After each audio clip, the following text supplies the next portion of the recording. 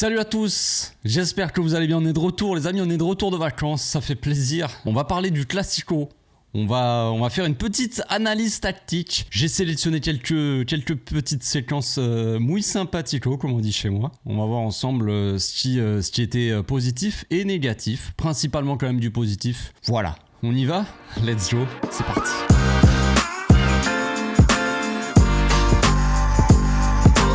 Au passage, n'hésite pas à nous rejoindre si c'est pas encore fait et à partager la chaîne autour de toi, ça fera plaisir à tonton. Bon, j'espère que tout le monde va bien, j'espère que je vous ai pas trop manqué. J'ai essayé de faire un débrief de City.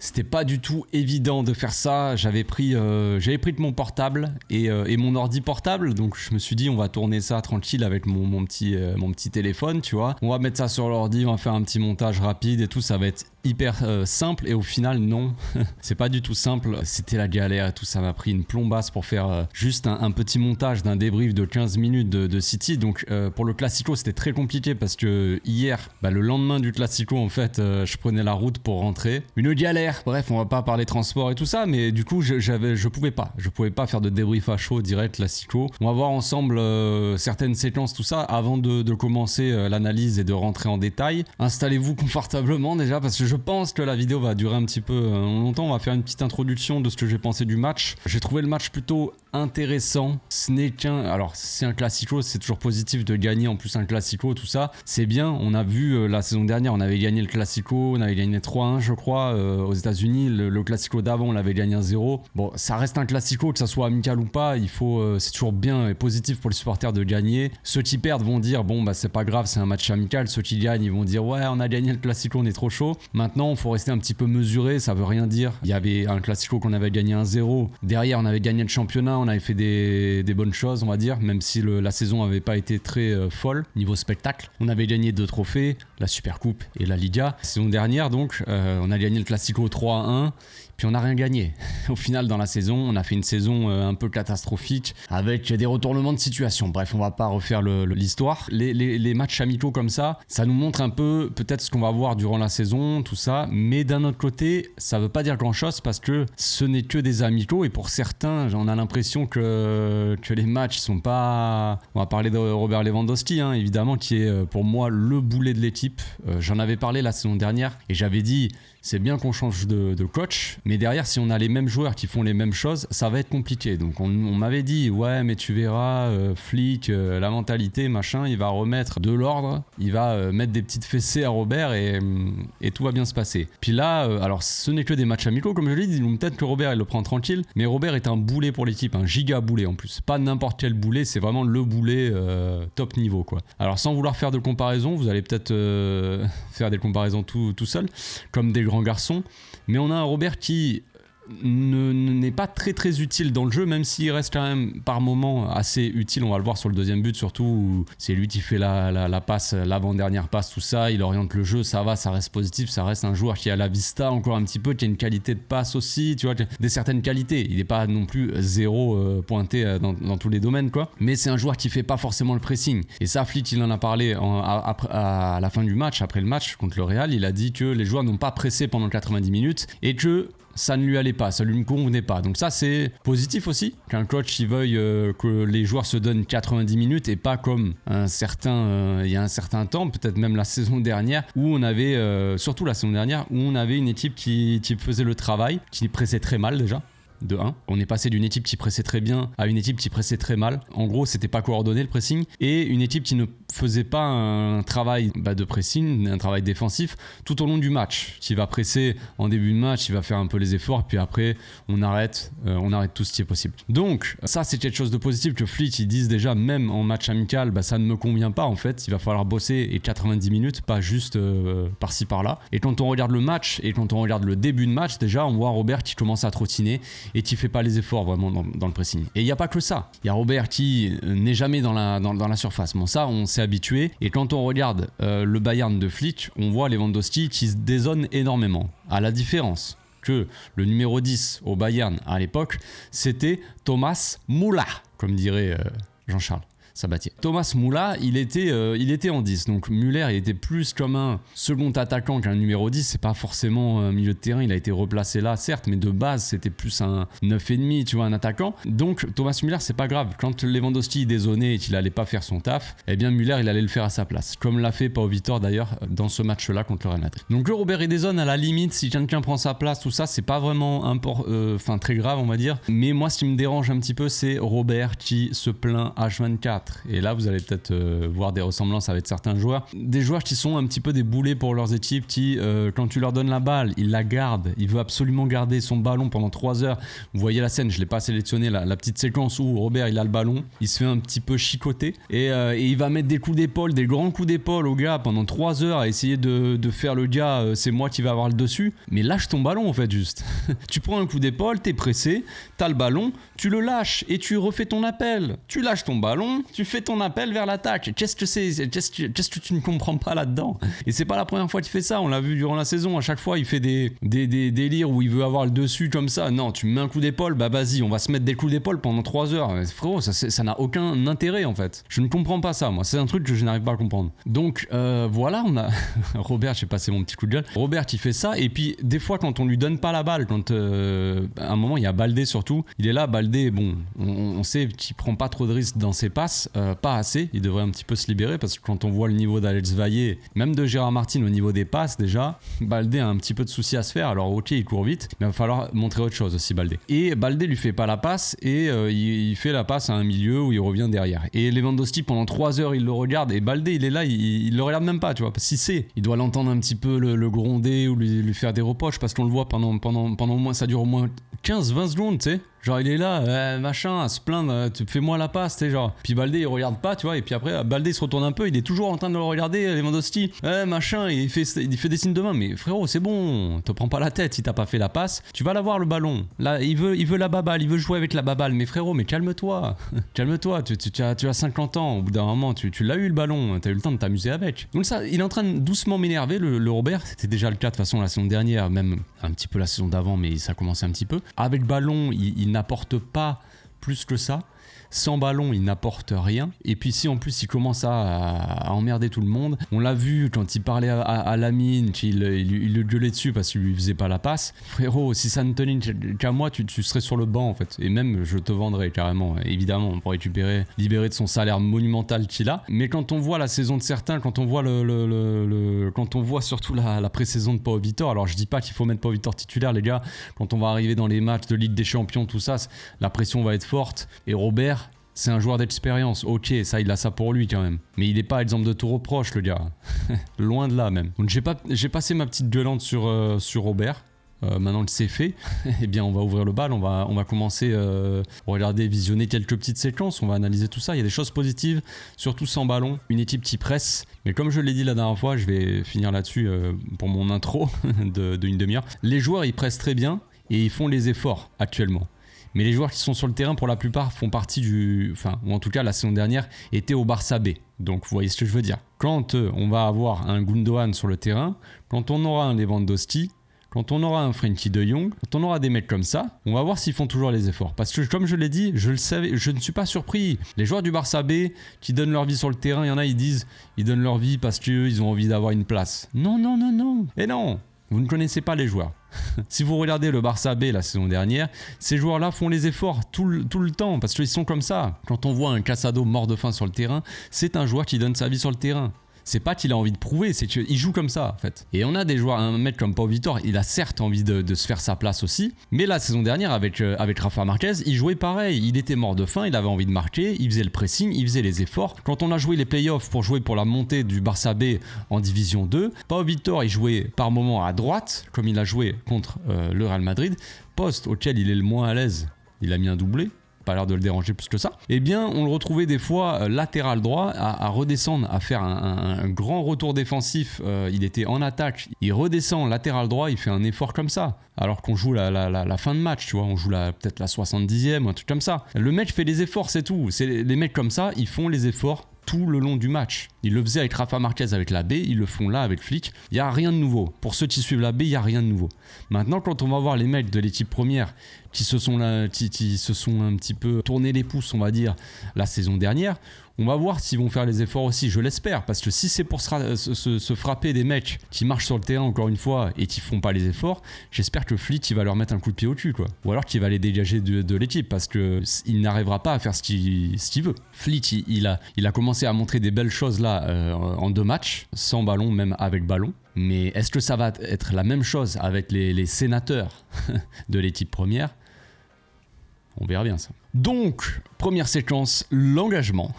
Première séquence, première minute, première seconde du match. Sans vouloir en faire toute une montagne, c'est juste un détail. Mais chose différente de d'habitude, là c'est Casado qui fait l'engagement. Le leader de l'équipe, le futur capitaine, qui sait. Non mais c'est pas l'attaquant. Vous voyez, c'est pas Lewandowski qui la donne et qui y va, c'est le milieu de terrain. Ce qui fait que Casado fait l'engagement directement à Pablo Torre, numéro 10 on va dire, même si on jouait, on va le voir, mais au niveau du système c'était pas exactement un 4-2-3-1 non plus. On a déjà parlé du système pour ceux qui connaissent un peu la chaîne. Vous savez très bien que les systèmes ne veulent pas dire grand chose, mais on en reparle après. Donc Casado qui fait l'engagement et qui se place direct comme ça, il est au milieu de terrain. Il est déjà placé en fait. Et puis on a les attaquants qui peuvent monter directement pendant que les milieux, on va dire, pendant que l'équipe se forme un petit peu. Bon, c'est un détail, voilà, ça veut pas dire grand chose, mais c'est un détail que j'ai vu. D'habitude, c'est vrai, les attaquants qui font l'engagement, j'ai l'impression. Autre détail, on a vu des fois un Bernal qui jouait 3e défenseur central quand Baldé montait vraiment très haut, donc une équipe vraiment en mouvement, mais ça je pense qu'on le reverra dans une autre séquence. Donc on a les deux centraux et on a Bernal qui est placé seul en 6, donc on n'a pas de 4-2-3-1, on n'a pas vraiment de double pivot dans cette configuration là. On a un Casado qui joue un petit peu plus haut en milieu intérieur avec Pablo Torre qui doit être un petit peu de l'autre côté, côté on va dire gauche du milieu. Et donc on a Bernal seul en 6 qui joue un petit peu comme un pivot quand on a le ballon. Est-ce que ce sera ça pendant tous les matchs et tout le temps, je ne sais pas, enfin je veux dire pas forcément Bernal, mais le joueur qui joue là dans le double pivot, sachant qu'on sait quand même que Casado normalement c'est lui le pivot, c'est lui qui joue comme seul en 6 et Bernal il l'a déjà fait évidemment jouer seul en 6, mais il a un petit peu plus de mal à jouer seul en 6, normalement il joue vraiment dans le double pivot et normalement c'est lui qui joue un petit peu plus haut sur le terrain, Bernal, généralement. Avec la B c'était ça quand il a joué avec Casado c'est lui qui faisait le jeu, le pivot et c'est Bernal qui montait un petit peu plus haut. Il y a peut-être un intérêt derrière ça défensif quand à la perte de balle en fait au niveau du contre-pressing. Casado est peut-être plus le fait qu'il soit plus haut, ça me fait penser un petit peu à Gavi à l'époque quand il jouait ailier. Quand on avait Gavi en ailier, faux ailier, vous savez, qui rentrait dans l'axe et Baldé qui prenait le couloir, on avait un Gavi qui, à la perte de la balle, au niveau du contre-pressing direct, on avait une équipe qui était beaucoup plus efficace dans le contre-pressing parce que Gavi était haut aussi et que si on perdait la balle, il se jetait comme un mort de faim. Et ça me fait un petit peu penser à ça, où Casado, vu qu'il joue un petit peu plus haut, sans être attaquant évidemment, mais un petit peu plus haut au milieu de terrain, ça lui permet d'être très actif, très agressif direct au contre-pressing, alors que Bernal, on sait qu'au niveau du pressing sans ballon, en fait, Bernal est quand même un petit peu moins bon même beaucoup moins bon que Casado. Il est beaucoup moins agressif, ça c'est clair. Donc on avance un petit peu dans la séquence. On en avait parlé, j'avais déjà analysé de façon comment jouer Flick au Bayern. Et là, dans cette configuration-là, donc on voit Bernal qui est seul en 6 qui demande le ballon.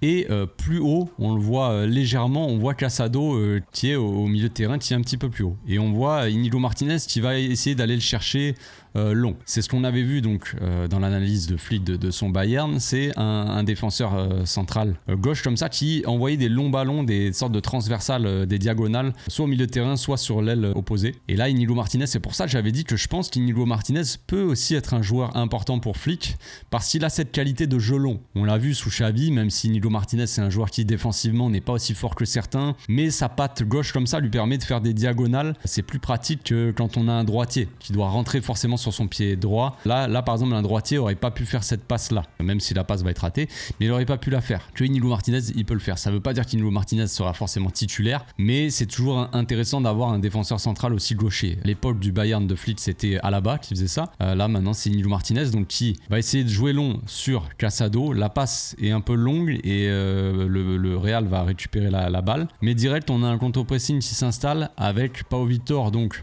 placé qui était écarté, qui va se jeter sur Fran Garcia.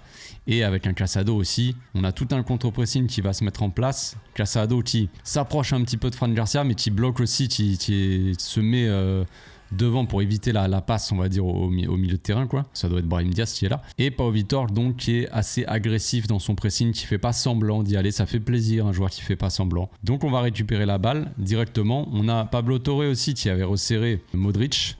Donc la récupération haute.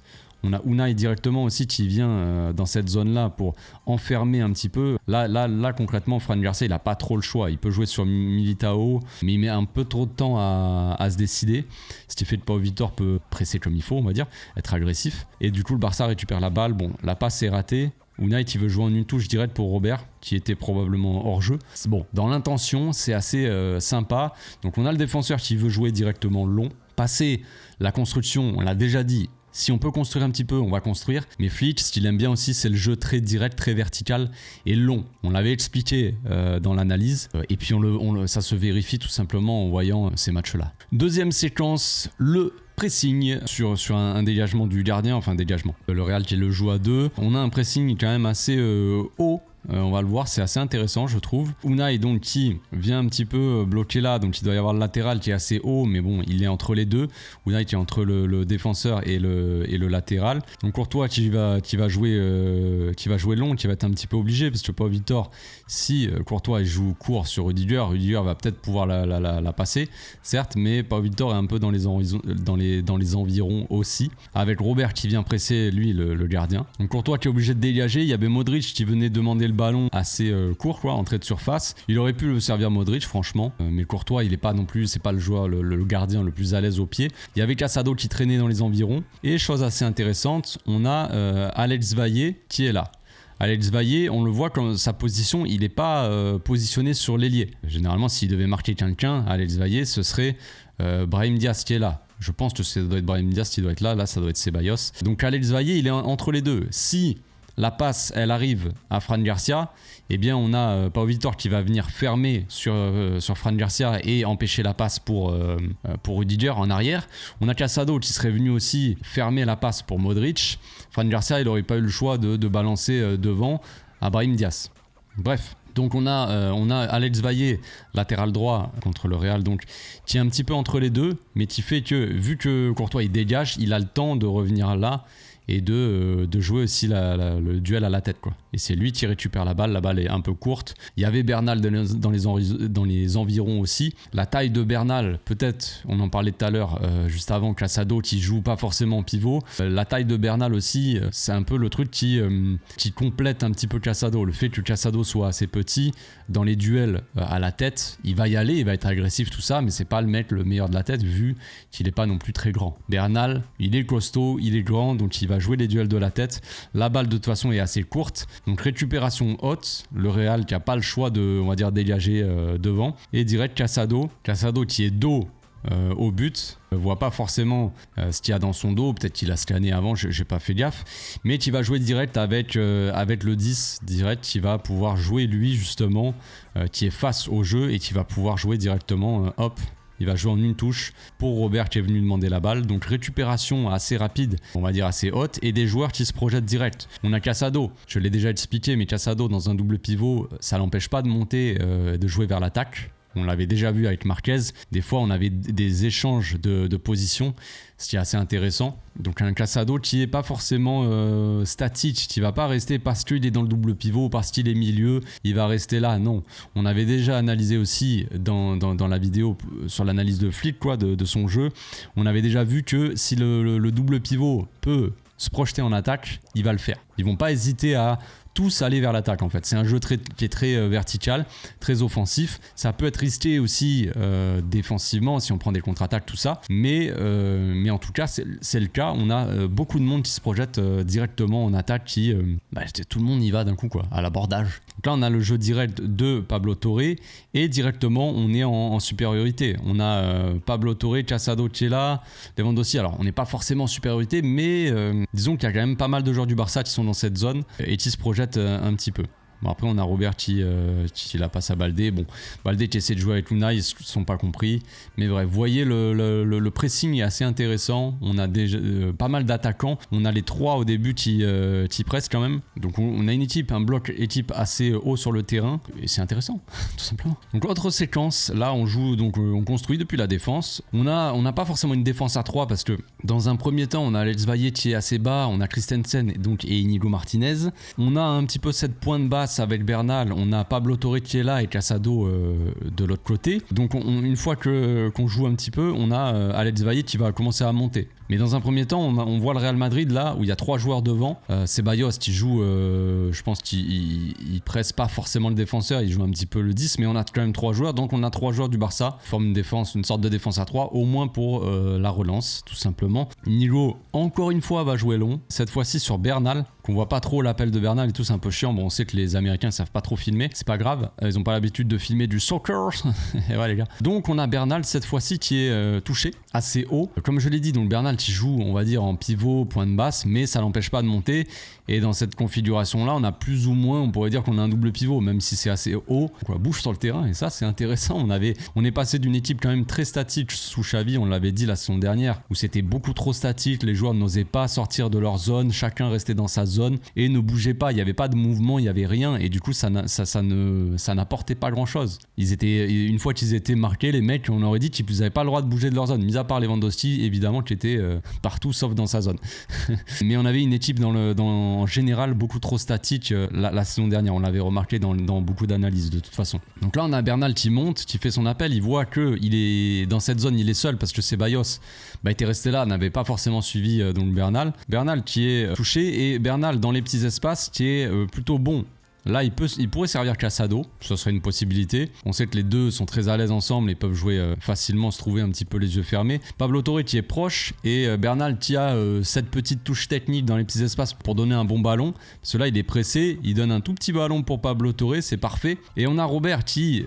Bon, est à la limite du hors-jeu. Alors je sais pas si le hors-jeu, on voit pas bien ici, est-ce qu'il est couvert par Vasquez, je ne sais pas. En tout cas, Pablo Torre, là, en une touche, il essaie de servir Robert. C'est dommage, c'est mal donné, je pense. Sans soi, je pense qu'il peut la donner vraiment dans cette zone-là. Robert, de toute façon, il était seul, donc il aurait pu, là, s'il la touche là, la balle, il a le temps de foudroyer Courtois comme il faut. Enfin, on espère. Est-ce que Lewandowski est hors jeu? Franchement, on dirait pas trop. On dirait que Vasquez couvre, mais bon, ça c'est pas grave. La passe est ratée, c'est dommage. Pablo Torre qui peut faire mieux là. Même Pablo Torre, j'aime bien ce qu'il fait dans la pré-saison, même si sans ballon, je le trouve pas immense en termes de pressing. Quant à Lewandowski devant et Pablo Torre, parce qu'on défend en 4-4-2, on presse en 4-4-2, on va le voir peut-être après, mais généralement vous savez, les ailiers se placent sur les latéraux et le 10 et l'attaquant presse les deux défenseurs centraux, quoi. Généralement on presse en 4-4-2, on défend en 4-4-2. Donc Pablo Torre, quand il s'agit de presser, c'est pas le meilleur non plus, et Lewandowski encore moins. Bref, donc là on a Pablo Torre qui essaie de servir en une touche, c'est mal donné, mais c'est une belle action. Et encore une fois, on n'a pas cherché à construire pendant une plombasse. On a pris Inigo Martinez, on lui a donné le ballon. Il touche long Bernal dans le dos des milieux. Bernal qui sert directement, très rapidement, il fait un contrôle en 2 touches de balle. Il la donne à Pablo Torre. Pablo Torre qui, en une touche, essaie de servir Lewandowski. Donc ça va très vite. Pas le temps de tourner, de prendre le ballon pendant 4 ans, de tourner autour de soi, quoi. Non. Là, c'est direct, on y va, on lâche le ballon et on joue le plus rapidement possible. Essayer de mettre de l'intensité, un petit peu de rapidité, de vitesse dans la construction, quoi, tout simplement. Perte de balle, donc, récupération du Real Madrid. Comme je l'ai dit, on va voir un Casado qui, sans ballon, et le mettre sur le terrain, tout simplement. Il apprend le football à beaucoup. Il y en a plein qui pensent que... Alors certes, moi, vous savez, hein, je suis le conducteur du train de Casado. Casado, j'en ai parlé longtemps, j'en ai parlé beaucoup, en bien. Pour moi, Casado, c'est le futur capitaine du Barça sans aucun problème. Je lui donne le capitaine, le brassard, les yeux fermés. Il y en a qui trouvent que j'abuse un petit peu, peut-être, qui pensent que j'abuse parce que ouais, tu l'aimes bien, machin. Oui, je l'aime bien. Forcément, pour moi, c'est... Vous voyez Gavi, souvent on dit c'est l'âme du Barça. Gavi, c'est le gars, quoi. C'est le gars qui... Eh ben, Casado, c'est la même chose, en fait. Ce mec-là a attendu une plombasse pour venir en équipe première. Il a toujours fait le taf. Il a fermé sa bouche, il était sur le banc, il jouait pas avec l'équipe première. Pas grave. Il se donnait à fond aux entraînements. Dès qu'il avait des bouts de match, il se donnait à fond. Avec l'AB, il joue. Il y en a qui sont montés avec l'équipe première à 16 ans. Lui, il est monté à 19-20 ans. Il s'en fout. Il s'en fout. Il va se donner à fond quoi qu'il arrive. Il va fermer sa bouche et il va bosser quoi. Sans se plaindre. C'est un vrai gars tout simplement. Bref, je finis ma propagande. Donc récupération du Real, on va voir directement donc, le pressing de Bernal qui va rater on va dire son intervention. Et direct, regardez le petit Casado qui est là aussi. Toujours là en fait. En fait, il a l'œil, il voit direct, il lit bien le jeu déjà. On l'avait vu dans l'analyse sur le joueur. Il lit bien le jeu et il est très agressif. Et il est toujours là. En fait, Casado, avec ballon, ça va pas être le mec le plus classe possible. Ça va pas être un Busquets où il va sortir un petit geste technique, faire une transversale, des petits passes comme ça, donner le ballon à Messi. Messi va dribbler tout le terrain. Non. Casado, ça va être plus le travailleur de l'ombre et le nettoyeur, quoi. Casado, c'est un nettoyeur. Il agit dans l'ombre, c'est un ninja, frère, c'est tout. Donc là, récupération directe, hop, tu sais qui vient là, c'est Casado. Voilà, récupération du Real, est-ce qu'ils vont partir en contre-attaque? Non. Pourquoi ils partiraient pas en contre-attaque? Parce qu'il y a Casado, frère. C'est tout. Donc Casado est là pour récupérer, tac, il joue à l'arrière, tranquille, il sécurise.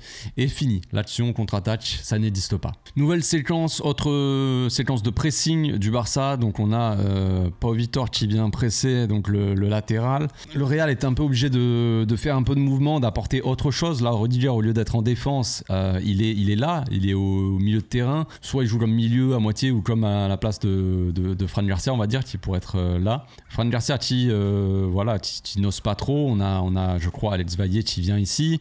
Pau Vitor donc qui presse toujours autant. Pablo Torre qui est sur Modric. Tout simplement, on a, je crois, Ceballos. Ah non, c'est pas Ceballos, ça c'est l'autre qui faisait que découper tout le monde tranquillement. Donc Unai qui resserre, au lieu de presser, de rester sur le latéral, il vient de ce côté-là pour enfermer le bloc, tout simplement un pressing, on va dire logique. C'est ce qu'il faut faire quoi. Donc Courtois qui va devoir jouer long encore une fois. Cette fois-ci, il joue pas forcément, il joue mi-long, j'ai envie de dire, sur Modric. Après Modric a la qualité technique pour faire un petit truc, bon, mi-chance, mi-technique, parce que évidemment le geste technique est réussi, mais bon, ça arrive pile poil sur le joueur.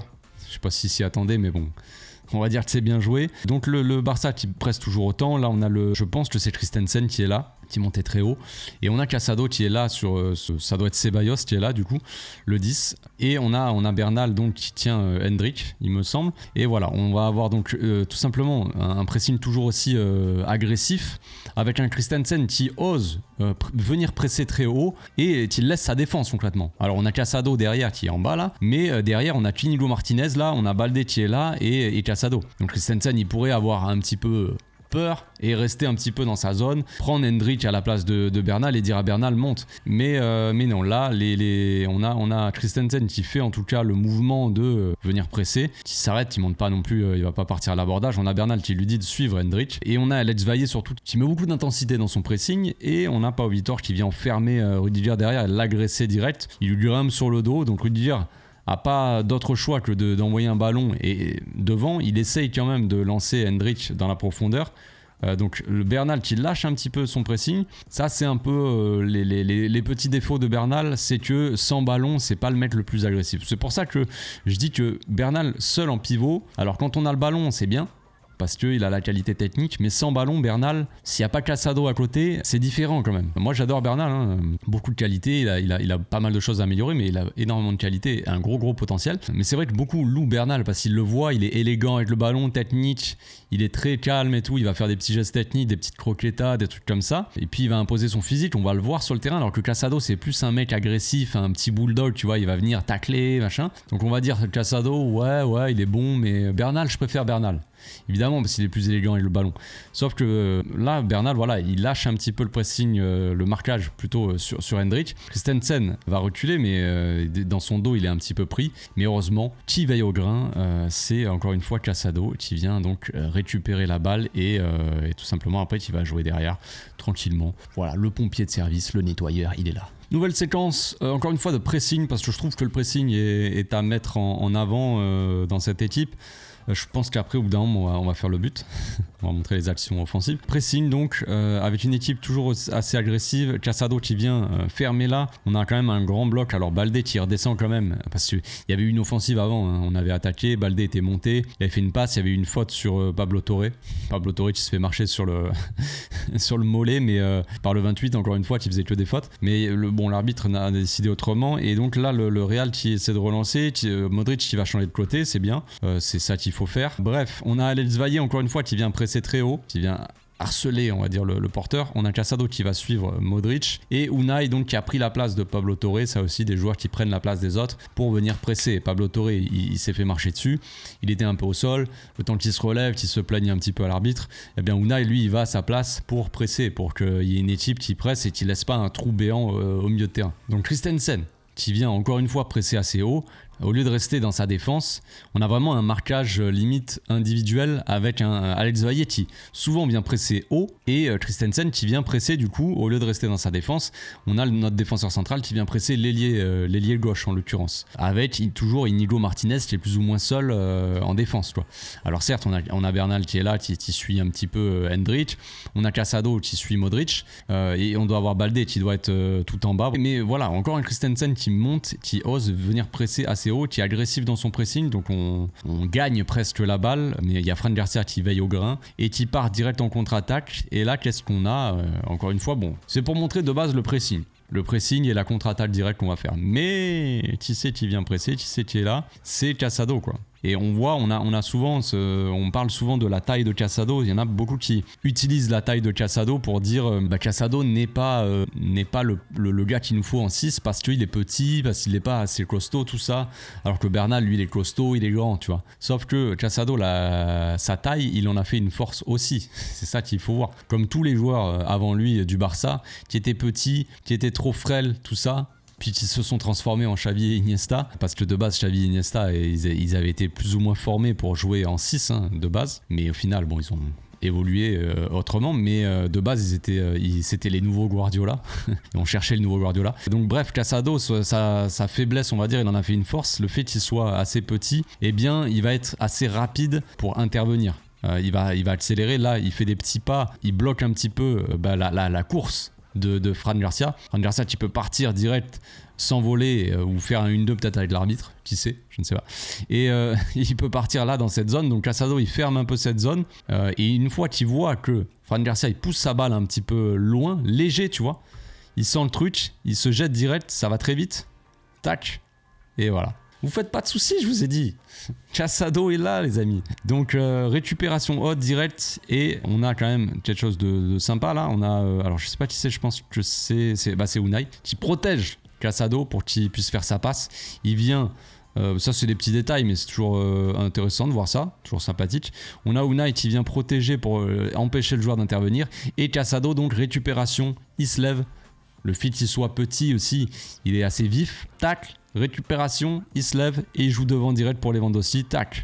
Donc on a des joueurs directs qui partent en attaque, Unai, Pau Vitor, Lewandowski, Pablo Torre. Récupération haute et contre-attaque directe avec une équipe qui se projette vers l'attaque et qui est plutôt du coup en égalité numérique on va dire. On a Modric qui est pas le mec qui est le plus agressif en pressing, il revient en marchant tranquille, il s'en fout un petit peu. Mais bon comme je l'ai dit c'est un match amical. Et donc on est à 4 contre 4 quoi, on va dire, même si on est plus dans cette zone là. Bon évidemment Robert Lewandowski va perdre la balle. Bon je crois qu'il va tirer sur la main de Militao. Bon il va essayer de lancer, ça doit être Pau Vitor qui est là. À profondeur bon il y a main de Militao mais c'est pas grave, c'est un match amical, puis il va falloir s'habituer de toute façon à gagner, à être beaucoup plus fort que l'adversaire.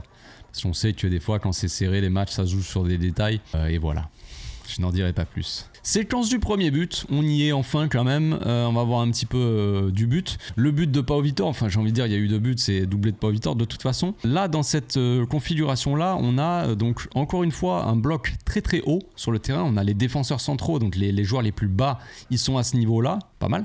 On a Bernal donc qui est seul en pointe basse, on a Casado qui est placé là, vous voyez, alors que Casado normalement est placé là, mais on a des joueurs qui bougent. Des joueurs qui sortent un petit peu, si le Pablo Torre au lieu de jouer à gauche, d'un coup il se projette à droite, il fait le mouvement d'aller à droite pour demander la balle, eh bien Casado il va bouger, il va pas rester dans sa zone à dire ah non c'est moi qui suis à droite alors je reste à droite, eh ben non, il va dans l'autre zone, chacun occupe une zone en fait, et c'est ça que je demandais la semaine dernière en fait. Certes, t'as des joueurs qui doivent occuper des zones pour écarter les types, pour écarter le bloc adverse on va dire. Là sur les ailes on a Balde et on a les Valle en haut qui sont dans des zones proche de la ligne pour justement étirer un maximum le bloc adverse. Et on a les ailiers qui viennent. Alors je sais pas où est Unai Hernandez, il doit être, on ne doit pas le voir, mais il doit être sur le côté là-bas à gauche quoi. Mais il doit être un petit peu rentré dans l'axe. On a des ailiers qui rentrent dans l'axe et on a des latéraux qui prennent les couloirs. Ce qu'on a déjà vu. De toute façon, c'est pas quelque chose de nouveau en soi.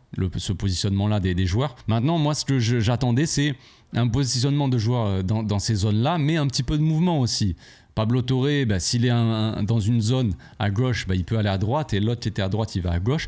Il faut faire du mouvement comme ça chez les joueurs pour que, si tu as un marquage, par exemple, si c'est Modric qui marque un tel, qui marque Pablo Torre, par exemple, Pablo Torre, il va se balader entre les lignes et il va aller ailleurs, tu vois, essayer de sortir un peu de ce marquage-là. Comme ça, tu vas tromper un peu les joueurs. Enfin, tout ça, c'est logique, hein, mais c'est quelque chose qu'on ne faisait pas assez la saison dernière, même la saison d'avant, sous Xavi, quoi.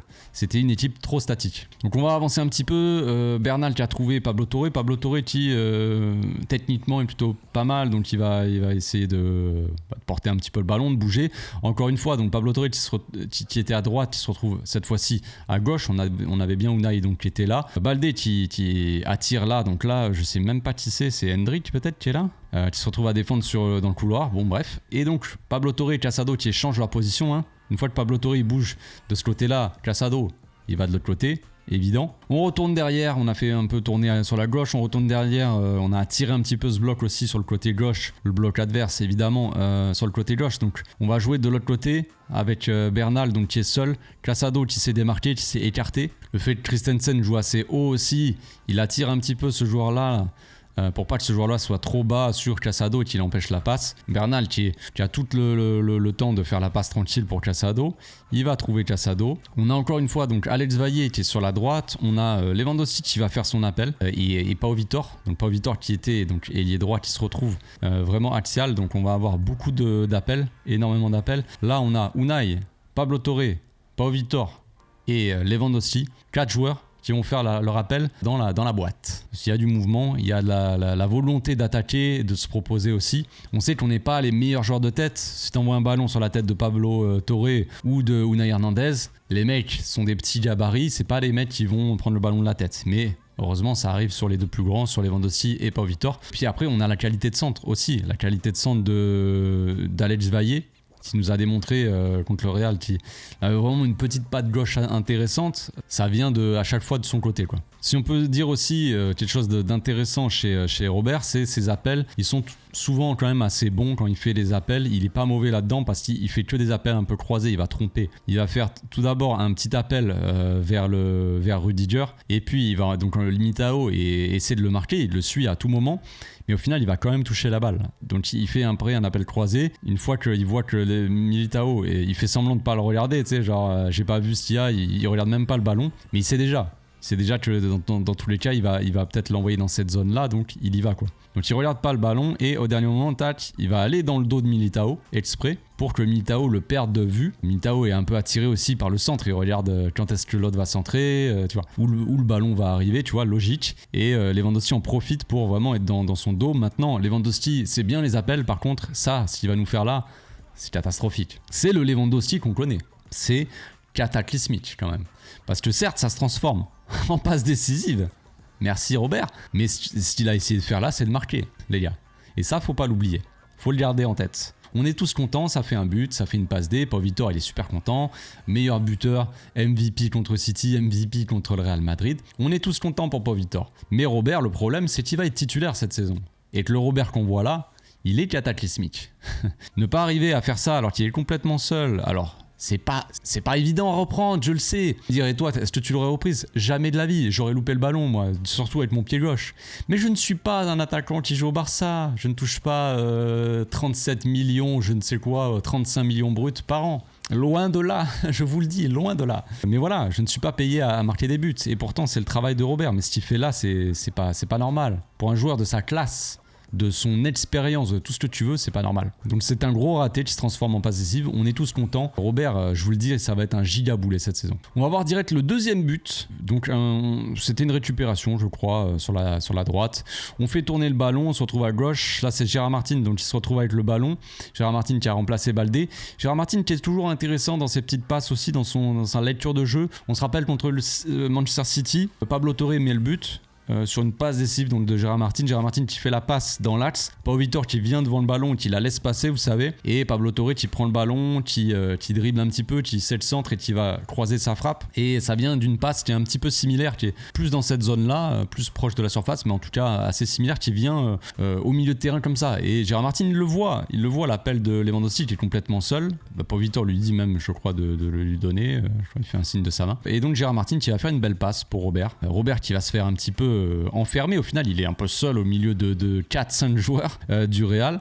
Là, il va faire quelque chose de bien. Il va faire son petit contrôle, il voit direct, il jette un petit coup d'œil je pense, ou en tout cas il doit le voir du coin de l'œil, il sait qu'il y a Modric qui arrive sur son côté gauche parce qu'il regardait Gérard Martin, donc il l'a vu dans son angle de vue, champ de vision, il a vu que Modric était là, il a jeté un petit coup d'œil léger, tu vois, il s'est replacé comme ça pour regarder du coin de l'œil. Il voit que Rudiger arrive sur lui, donc il va faire son petit contrôle orienté et il va se retourner. Là on a l'appel d'Alice Vaillé, très intéressant aussi, qui a suivi le jeu quoi, qui a bien lu, il sait très bien que tout le monde est attiré là, on n'a pas Pau Vitor qui est très axial, donc qui a attiré son latéral, et une fois que le latéral a été attiré, on a Alex Vaillé qui était quand même assez bas, alors je ne sais pas si c'est fait exprès, en tout cas je trouve ça intéressant, si c'est fait exprès c'est très, très bien joué, parce qu'on n'a pas Pau Vitor qui attire son latéral, le latéral il se dit tranquille, moi j'ai pas Pau Vitor mais Alex Vaillé, l'autre latéral il est loin, tu vois, il est bas, donc j'ai pas besoin de faire attention, tu vois. Donc Fran Garcia il va suivre Pau Vitor qui va rentrer dans l'axe, et donc Alex Vaillé il part de loin, mais en tout cas il part et il est complètement seul. Lewandowski qui a la bonne vision, qui fait la bonne passe aussi, on peut souligner ça de Robert, c'est au moins ça, qui va orienter donc de l'autre côté sur Alex Vaillé. Fran Garcia était totalement à l'ouest, hein. Déjà l'ailier, on sait que ça défend pas trop au Real Madrid, j'imagine même pas avec Mbappé, mais ça va être très dangereux en attaque, mais défensivement, c'est pas les Vinicius, les Mbappé, et même là en l'occurrence Brahim Diaz, c'est pas les mecs qui font le plus d'efforts possible à avoir. Peut-être en finale de Ligue des Champions, des mecs comme ça, des matchs comme ça, ils vont peut-être faire les efforts, mais en tout cas, peut-être pas tout le temps quoi. Tout simplement. Donc on a Alex Vaillé vraiment qui se retrouve complètement seul, champ libre, il va avoir le temps de faire son petit contrôle, de s'avancer. Là on n'a qu'une personne dans la surface, c'est Pau Vitor. Lewandowski n'y est pas parce que bon, il a orienté le jeu, il a fait la passe. L'avant-dernière passe, donc c'est bien. On a Casado qui est encore là, qui se projette, entrée de surface, pourtant on pourrait dire que c'est un milieu défensif dans le double pivot, tout ça, mais en tout cas il est là et il se propose pour attirer au moins les joueurs, tu vois, pour pas qu'ils soient tous là, au moins il y a des joueurs qui se disent bah attention, il y a Casado à l'entrée de surface, donc on va rester là. On a beaucoup de joueurs au second poteau, mais là devant les buts, il y a qu'un seul joueur. C'est Pau Vitor. Heureusement, c'est un très bon buteur. Un mec qui a du flair, on va dire. Il voit, il sent la passe. Il le fait dans le dos. Il pourrait très bien essayer de se dire je vais essayer d'aller là. Tu vois, peut-être que Alex Vaillé, il va faire sa passe. Ça va arriver là. Ou Rudiger, il va être devant avant lui. Au final, il fait son appel comme il faut. Et Alex Vaillé, la passe, c'est un caviar, c'est un bonbon. Magnifique. Alex Vaillé de l'extérieur du pied. On sait qu'on a quand même des latéraux qui peuvent jouer côté gauche, côté droit. On a quand même beaucoup de latéraux, donc on va voir comment ça va se passer. Je pense que Julian Araujo, je pense pas qu'il aura sa place la saison prochaine. J'espère voir Alex Vaillé rester parce que franchement, il a énormément de qualité. Baldé, c'est le projet pour le futur. Gérard Martin, il a marqué des bons points aussi. Moi, je le trouve excellent. Je trouve que c'est un joueur sur qui on peut compter. Il y a Alex Vaillé qui peut jouer à gauche, mais pour l'instant, qui a beaucoup joué à droite. On va voir ce que ça va donner. Peut-être que c'est la pré-saison, et peut-être que voilà. Je sais pas si Koundé va jouer latéral. Ça, c'est un sujet vraiment. On verra, on sait pas trop. Peut-être on verra contre le Milan où est-ce que va jouer Koundé s'il joue. Mais bon, bref, Alex Vaillé, en tout cas, on voit qu'à droite, il s'en sort plutôt bien. Il fait un petit centre extérieur du pied gauche qui arrive pile poil dans la bonne zone. Pau Vitor qui est là. Pau Vitor qui loupe un petit peu sa passe, c'est son tir, pardon. Bon, Lewandowski tout à l'heure, ça s'est transformé en passe D. Pau Vitor, il loupe un peu son tir, mais ça se transforme en but. Toujours pas mal. Voilà, Pau Vitor en ce moment, c'est le gars, il a tout pour lui.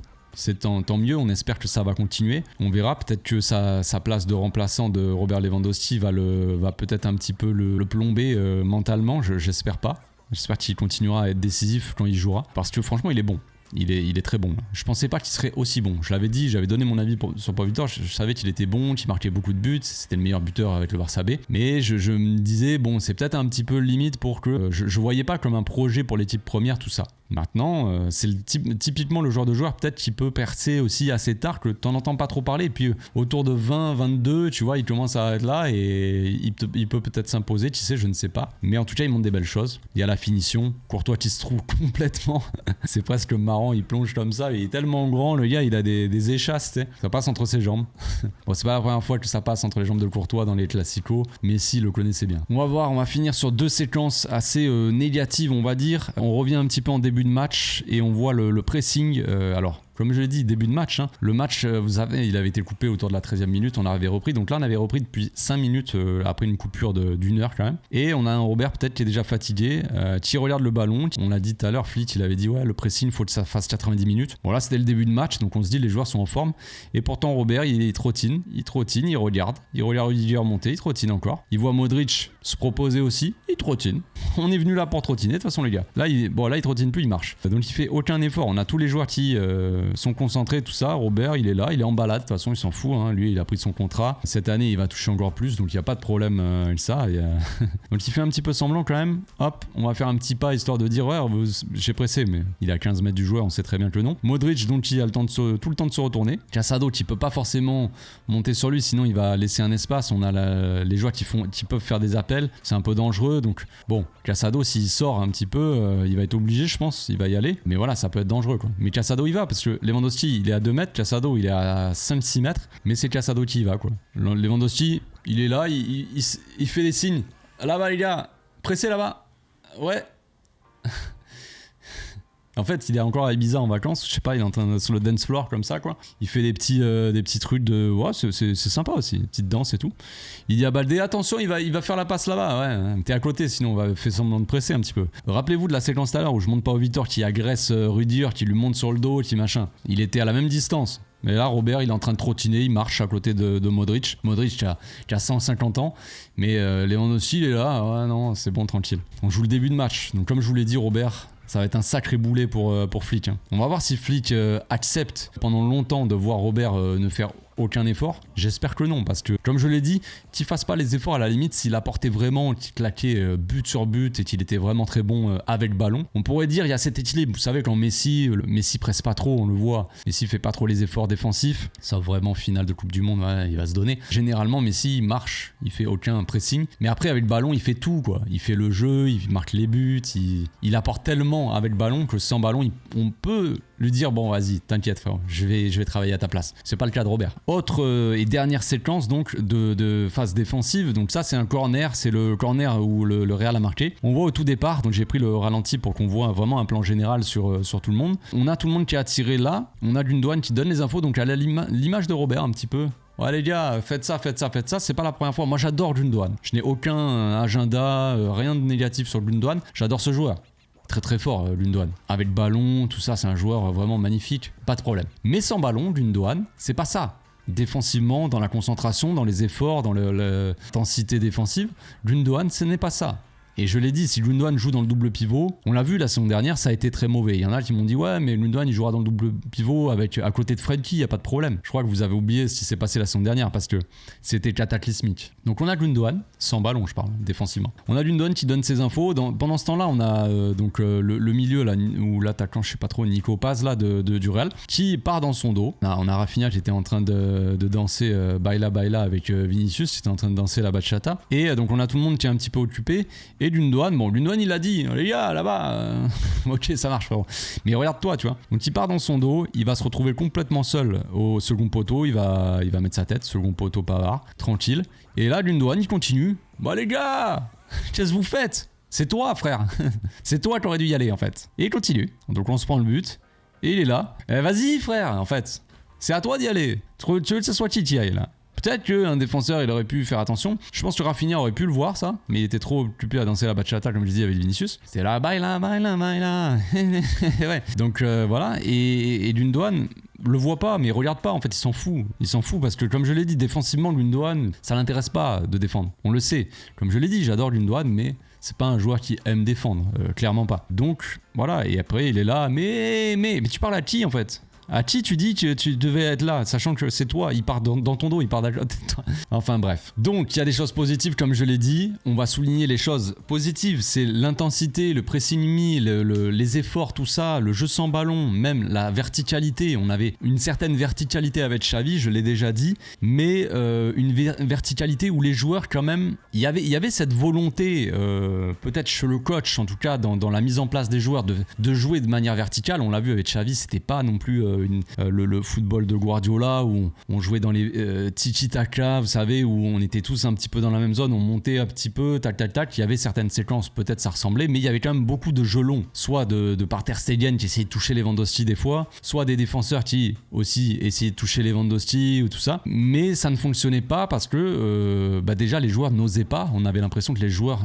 osaient pas faire des passes risquées. Là, on a l'impression qu'ils osent un petit peu plus. C'est des matchs amicaux, comme je l'ai dit. On va voir dans la saison s'ils vont continuer à oser un petit peu. Mais j'espère que le coach va les pousser à prendre leur coronesse dans les mains, quoi, et à jouer un petit peu. Et il y a le fait aussi que les joueurs font un peu de mouvement, enfin bougent sur le terrain, tout simplement. Il n'y a pas ces joueurs qui sont statiques et qui attendent à leur poste tous. C'est un baby-foot, vous savez. Vous savez, les joueurs alignés.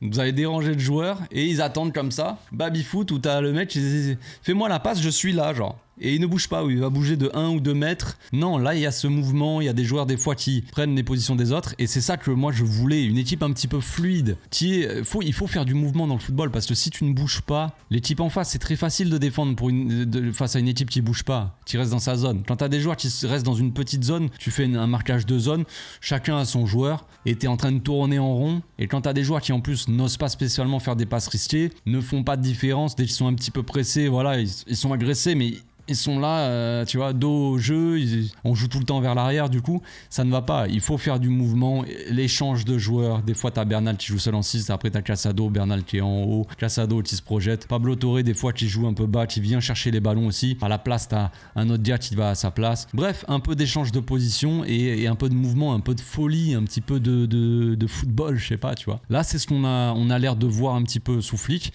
Donc ça, c'est quelque chose de positif. J'en attendais pas moins, j'ai envie de dire. On n'en attend pas moins aussi dans le pressing. On sait que Flick, il veut beaucoup d'intensité. Ses équipes mettent un pressing, un gros pressing, un gros contre-pressing aussi. C'est ce qu'on a vu là avec certaines séquences où on a vu Casado, tout ça qui était très agressif. Ça, c'est positif. Maintenant, comme je l'ai dit, le point d'interrogation pour moi, il se situe au niveau de l'équipe première. Quand les mecs vont revenir, quand on va voir toute l'équipe titulaire, on va dire. Alors, mettez Gavi dans sous Flick, ça ne me dérange pas. Fermin Lopez, sous Flick, vous allez voir, ça va être quelque chose. Il peut marquer 20 buts dans la saison, ça ne me choquerait pas du tout. Mais là où je m'interroge un petit peu, c'est surtout là comme ça, je vois 3 joueurs. On verra qui va jouer ailier, si Nico ne vient pas, tout ça. Interrogation, peut-être pas au Victor, qui sait. Peut-être Rafinha, c'est possible aussi. Un mec comme Lewandowski, un mec comme Gundogan et un mec comme Frenkie de Jong, sans ballon, on sait très bien qu'au niveau du pressing, c'est pas les mecs les plus agressifs et les plus concernés qu'on connaisse, quoi. Peu importe, me dites pas j'adore Frenkie, j'adore sa coupe. Oui, je sais. Ok, il est très bien coiffé, c'est un joueur très élégant, il est très bon, Frenkie. Mais défensivement, on sait qu'il est pas très concerné. Défendre, c'est pas quelque chose qui l'intéresse, quoi. Gundogan, pas quelque chose qui l'intéresse. Lewandowski, il trottine déjà. Dès le début de match, il est déjà en train de marcher et ne fait pas de pressing. Donc il ne faudra pas s'attendre à des changements fous si on a toujours les mêmes joueurs qui ne font pas les efforts, en fait, tout simplement. Si les joueurs se mettent dans la tête et Flick, il arrive à les concerner, à leur dire tu presses, frère, sinon tu vas sur le banc, là peut-être que ça changera. Autre interrogation aussi, c'est Ronald Araujo. Quand on voit les défenseurs là, on voit les défenseurs jouer long, faire des passes qui vont casser des lignes, des passes osées, on va dire. On connaît la qualité de passe de Ronald, on sait que c'est son plus gros défaut. Alors, c'est toujours la même chose, il faut trouver la balance. Enfin, pour un coach, se dire Ronald, c'est un des mecs qui défend où tu vas être sûr qu'il va récupérer des ballons parce qu'il est costaud, parce qu'il est physique, parce qu'il est agressif, des fois peut-être un peu trop, mais donc il va se donner, tu vois, il va récupérer. Le problème de Ronald, c'est qu'il ne sait pas défendre en avançant, il fait que de défendre en reculant, donc il couvre tout le temps souvent les hors-jeux, tout ça. Il est très bon, Ronald, aussi sur les courses adverses pour protéger et toujours être en avance par rapport à l'attaquant parce qu'il défend en reculant, Ronald. C'est pour ça aussi, il a toujours 1 ou 2 mètres d'avance sur l'attaquant, ce qui fait que c'est très difficile de le passer. Parce que si tu lances l'attaquant en profondeur, il va se mettre son corps. En tout cas, il va être généralement en avance et il va défendre. Sauf que le problème, c'est Flick, je pense qu'il veut aussi des défenseurs qui défendent en avançant. Ça, Ronald ne sait pas le faire.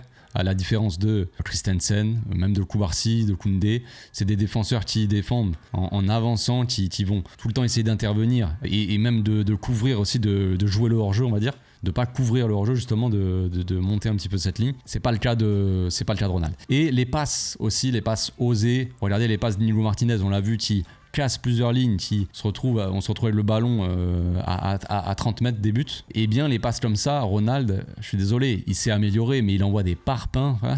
c'est des balles que tu peux même pas contrôler. Alors peut-être que Gundogan, des mecs comme ça, Pedri, des mecs avec énormément de qualité, ils peuvent arriver à contrôler, mais t'envoies ça sur Robert, tu lui casses le plexus, le truc, il te fait un contrôle poitrine sur une balle de Ronald, tu peux plus respirer. Hein. Donc ça, c'est une interrogation. Pour moi, vous me dites, est-ce qu'on doit faire un changement radical? Vas-y, fais un changement radical, qu'est-ce que tu vas faire, tu vois? Je te dirais, il faut vendre Frenkie de Jong, il faut vendre Ronald Araujo. Il y en a qui s'extasient en voyant, je sais pas si c'est le mot, s'extasient aussi, qui sont très contents de voir Bernal. Ouah, vraiment, oui, Bernal, il va prendre la place de Frenkie au bout d'un moment. C'est un peu le même profil, un mec qui peut jouer dans le double pivot, qui est pas forcément un pur 6, mais qui a tendance à se projeter aussi, qui a la qualité de passe et qui ose jouer long, orienté, jouer court, qui a la qualité technique, qui a le gabarit aussi pour garder un peu le ballon. Faut qu'il prenne plus d'expérience, qui gagne, qui s'améliore, qui son agressivité, tout ça. Sur le long terme, Bernal, il va prendre la place de Frenkie. Casado, tu peux le mettre titulaire. Pour moi, il n'y a pas de problème. Maintenant, peut-être que pour certains, c'est un peu tôt et tout, je comprendrai. Mais moi, j'y vois pas forcément d'inconvénients là-dedans. Et Ronald, on a vu Michael Faye qui a fait ses débuts aussi qui a joué quelques minutes contre le Real. Bon, il a eu le temps de se faire découper, évidemment. Mais Michael Faye, c'est un joueur agressif. Il a des choses aussi à améliorer. Certes, voilà, il est encore jeune, tout ça. Mais pour le futur, c'est aussi un bon joueur. C'est un très bon joueur. Agressivité, qualité de passe, jeu long, comme Flick aime aussi, des joueurs qui peuvent jouer long comme ça, qui ont la qualité ou qui osent en tout cas envoyer des longs ballons directement sur les attaquants qui font des appels. Voilà. Donc on a Michael Faye, on a Christensen, on a Koundé aussi qui peut jouer dans l'axe. On sait que les latéraux c'est un peu léger. À droite pour l'instant on a Hector Fort et Alex Vaillé et Julian Naranjo. Si Koundé joue dans l'axe, on va avoir des latéraux qui sont pas forcément hyper expérimentés. Mais si on arrive à se faire prêter Cancelo encore et qui joue vraiment à droite, je dirais que c'est pas plus mal. Il y a Koubarsi aussi. Pas plus mal qu'on se débarrasse de certains qui ne collent de toute façon pas et c'est pas très grave, c'est pas la fin du monde. Tout simplement, c'est mon avis, peut-être pas partagé par tout le monde, mais c'est un avis comme un autre, tout simplement. On se laisse ici les amis, ça fait pas mal de temps, ça doit faire 1h15 que j'enregistre, je pense à plus avoir de gorge. On se retrouve bientôt pour une nouvelle vidéo, on est de retour de vacances donc on va un petit peu charbonner quand même, tu peux parler du Barça, il y a des choses à dire. À bientôt, ciao ciao, bonne journée.